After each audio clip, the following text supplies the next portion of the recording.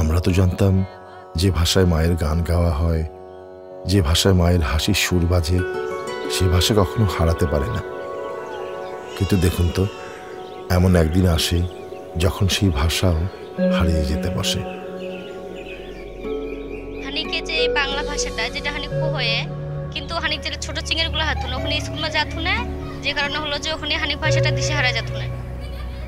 কড়া নামের তেমনি ভাষা ছিল একদিন, যে ভাষায় মানুষ কথা বলতো, যে ভাষায় গান গাইতো। আজ সে ভাষাও মুছে যাচ্ছে ধীরে ধীরে। কিন্তু হানিকে হানিক ভাষাটা রাখা লাগতো, কারণ হানি আদিবাসী, হানিক একটা নিজস্ব ভাষা যেটা মাতৃভাষা। দিনাজপুরের সীমান্ত তীরের গ্রাম ঝিনাইকুড়ি, 24টি পরিবারের মাত্র 94 জন নিয়ে কড়া সম্প্রদায়ের বাস।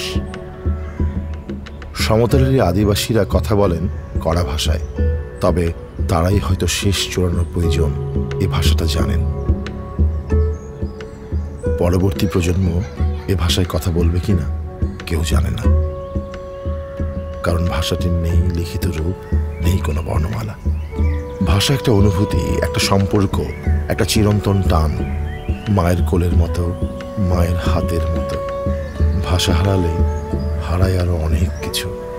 খুব নিঃশব্দে চলে যায় একটা পুরো পৃথিবী, পড়ে থাকে একটা অদৃশ্য অস্পষ্ট স্মৃতি।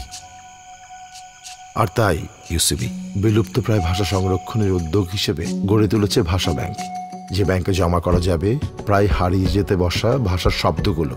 থাকবে সে ভাষার গান, কবিতা, নাটক, আরো নানান কিছু, যার মুনাফা পাবে ভবিষ্যৎ প্রজন্ম। সমৃদ্ধ হবে বিলুপ্তপ্রায় ভাষা, সুরক্ষিত থাকবে সংস্কৃতি।